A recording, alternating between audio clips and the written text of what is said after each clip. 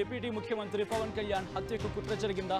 ప్రస్తుతం దీనికి సంబంధించి చర్చ జరుగుతుంటోంది. పవన్ రాజోలు పర్యటనలో అపరిచిత వ్యక్తి కదలికను గుర్తించారు అక్కడ వ్యక్తులు. ఈ నెల 26న రాజోలులో పర్యటించారు ఆంధ్రప్రదేశ్ ఉప ముఖ్యమంత్రి పవన్ కళ్యాణ్. పర్యటనలో పవన్ కు చేరుకున్నాడు ఒక వ్యక్తి, అది కూడా అపరిచిత వ్యక్తి.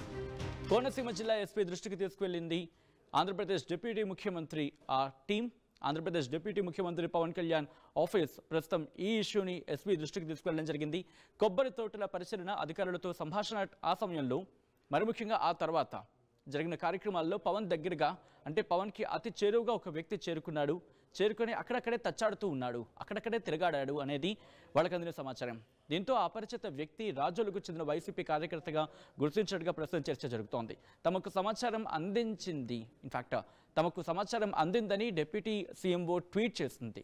అంటే డిప్యూటీ సీఎంఓ కార్యాలయం ట్వీట్ చేసింది. అతని వ్యవహార శైలి కదలికలపై డిప్యూటీ సీఎంఓ అక్కడ అనుమానం వ్యక్తం చేస్తున్న సందర్భం, అంటే ఆంధ్రప్రదేశ్ డిప్యూటీ ముఖ్యమంత్రి పవన్ కళ్యాణ్ కార్యాలయం అనుమానాన్ని వ్యక్తం చేయడం జరిగింది.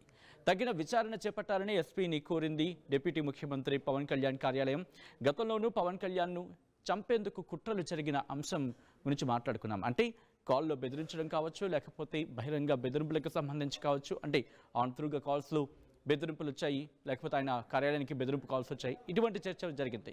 సో ప్రస్తుతం గత కొద్ది రోజుల క్రితం కోనసీమ చేరుకున్నారు ఆంధ్రప్రదేశ్ డిప్యూటీ ముఖ్యమంత్రి పవన్ కళ్యాణ్. అక్కడికి చేరుకొని కొబ్బరి తోటలని పరిశీలించిన తర్వాత మీరు చూడొచ్చు డిప్యూటీ సీఎంఓ కార్యాలయం చేసిన ట్వీట్ని మీరు చూడొచ్చు.